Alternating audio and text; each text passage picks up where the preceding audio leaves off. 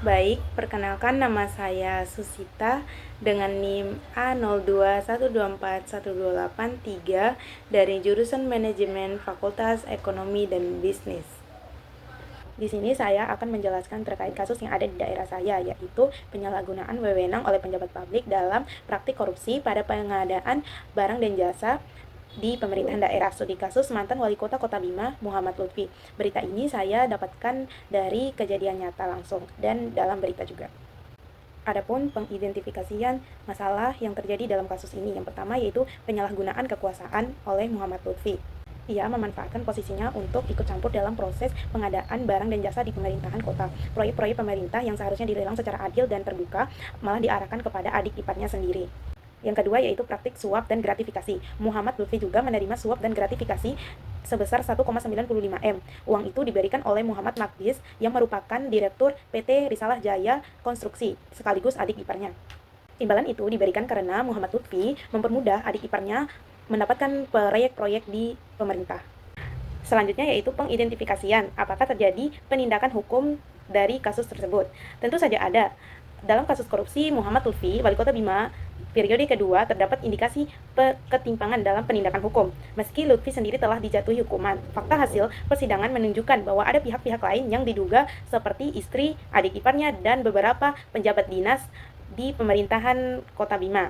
Namun sampai sekarang belum ada proses hukum lanjut terhadap mereka. Jadi bisa disimpulkan bahwa kalau ada ketimpangan dalam penindakan hukum dari kasus tersebut.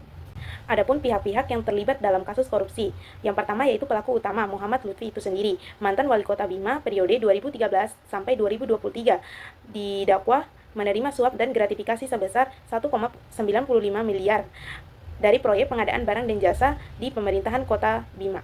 Yang kedua yaitu Muhammad Magdis, Direktur PT Risalah Jaya Konstruksi sekaligus adik ipar Lutfi, memberikan uang suap agar mendapatkan proyek dari pemerintahan kota Bima.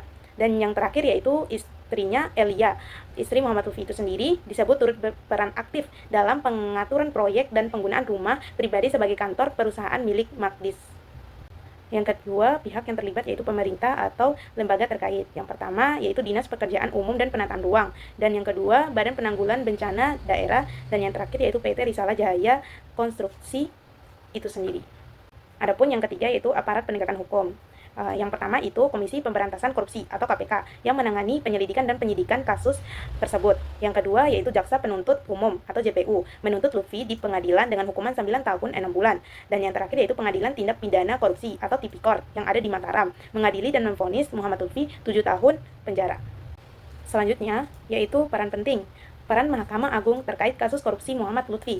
Di sini, seandainya suatu hari saya seorang mahasiswa tiba-tiba diberi kesempatan langka untuk menjadi Mahkamah Agung, bukan hanya duduk di balik meja, tetapi benar-benar memutuskan perkara besar seperti kasus korupsi Muhammad Lutfi ini. Dalam simulasi ini, saya turun langsung ke lapangan, memeriksa berkas, menilai proses peradilan, dan memastikan keadilan benar-benar ditegakkan. Adapun yang pertama, saya memulai dengan memeriksa kembali semua berkas perkara. Saya bukan hanya melihat putusan 7 tahun dari Pengadilan Tipikor Mataram, tetapi juga meneliti apakah hukum sudah diterapkan dengan tepat, apakah bukti-bukti sudah ditafsirkan secara objektif, dan atau ada nggak celah hukum yang membuat vonis jadi timpang. Sebagai Mahkamah Agung, saya tidak asal setuju kalau ada kesalahan, saya koreksi, kalau ada ketidakadilan, saya perbaiki. Lalu saya memperhatikan proses peradilannya. Saya pastikan apakah sidang ini bebas dari intervensi. Kalau saya melihat ada tekanan dari luar atau dugaan ketimpangan dalam memperlakukan terdakwa, misalnya hanya Lutfi yang dihukum padahal pihak lain seperti istrinya atau adik iparnya juga terlibat, saya tidak bisa diam. Dalam putusan saya nanti, saya beri catatan tegas bahwa ada yang belum disentuh oleh hukum. Saya jadikan itu peringatan normal. Saya juga tidak menutup mata dari laporan masyarakat. Saya turun dan dengar langsung suara mereka. Kalau ada yang merasa hakim di tingkat bawah tidak netral, saya tidak lanjuti lewat badan pengawasan karena kepercayaan masyarakat itu fondasi utama sistem hukum. Namun saya tahu batas saya sebagai Mahkamah Agung. Saya tidak bisa sembarangan menetapkan tersangka baru, itu tugas KPK dan Kejaksaan. Tapi saya bisa memberikan pesan dalam putusan saya, masih ada yang belum disentuh hukum. Tegakkan hukum seutuhnya. Demikian penjelasan yang saya paparkan, lebih dan kurang mohon dimaafkan. Wassalamualaikum warahmatullahi wabarakatuh.